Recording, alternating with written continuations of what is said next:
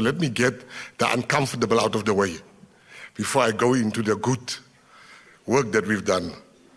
You know, I was in the news for spending money going to Paris. Past 2 days I had to answer being called a joyride. Now, I don't understand when there's a sporting event. I first got very angry because they were comparing me to, they said I removed Mama Joy and I replaced myself with her. So I got angry. But then I realized being a government official, you must be transparent. You have taken on something that you can't get angry when people ask you about the money. Because every cent that we are using is belonging to the people. Now, I was annoyed for 10 minutes, but when that realization came, I realized that I must answer.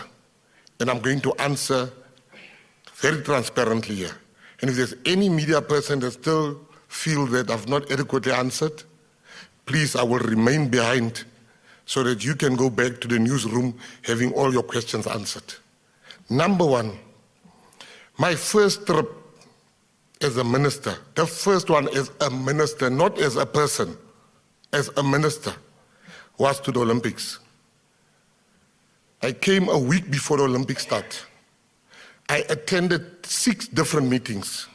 I attended a meeting with the Minister of Azerbaijan. I attended a meeting with the African ministers. I've attended a meeting with the Commonwealth ministers. I've attended the opening ceremony. I've also attended a meeting standing in for the Minister of Police where they had all the police there. So I had 6 meetings I had to attend. Now, before the opening ceremony, the rugby already started, for those that don't know. So I went to go and watch the 7th rugby. Then when the Olympics started, I sat in the rain so that our athletes also can have somebody screaming for them there. And then I realized, because I was so excited for this new job I have, I want to learn, I'm going to come back. I'm probably the only minister in the world of sport that was not at the Olympics. Now, where do you get the joyride thing from? So I want to make it very clear. I came back, not because I was forced to come back. There was nothing wrong me being there. Now he's going to sporting events. That's my job. Do you want me to go look at cabbages and the agriculture? That is the job of Mr. John Steenhuisen, to look at the farms. You can't, that's my job, to go to sporting events. Yeah. Especially the biggest showcasing of talent in the sporting world, which is the Olympics. I didn't go to the Paralympics, and that's not an achievement not to go. And I'm still going to go to all the sporting events because that's government. Now you want to portray me as a person that's taking a joyride. That thing you can do as other ministers. You've chosen the wrong one. Because I'm flying first class all the time with my own money. And now I must fly business class. So it's not an upgrade for me, it's a downgrade. Locally, I fly like business class. But as a minister, you must fly economy class. The other day I was flying, was my partner. And she said, can't we book you? Because my knees are so long. Because I can't sit now and then I must stand up so that I can. But that's what the ministerial handbook demands of me.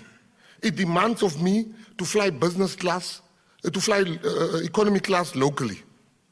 I fly twice a week and I fly economy class. Internationally, the ministerial handbook demands of me to fly business and not first class. I'm mentioning this so that people can know I've not done anything outside the ministerial handbook. I got there, I saw them saying, Mr. McKenzie, welcome, welcome, jump in the car.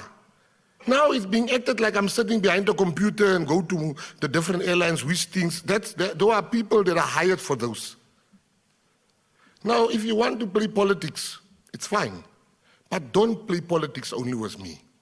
If I have to account, which I'm doing, we expect every minister to also account, because this is important to all of you. I've done absolutely nothing wrong. And I'm as transparent as possible. I went there. In fact, when I saw it's 125,000 rands for 5-star hotel, myself and the acting DG, we both said we can't do this. Isn't there a cheaper hotel? I stayed in a 4-star hotel, which was a bit cheaper because it was during the Olympics, all the prices were up. And you can't compare euros with rands. Our currency is not that strong. And now people want to act like, particularly in the DA, that it's my first time going overseas. 2007, I stayed for a month in Paris to watch the Rugby World Cup. For 1 month.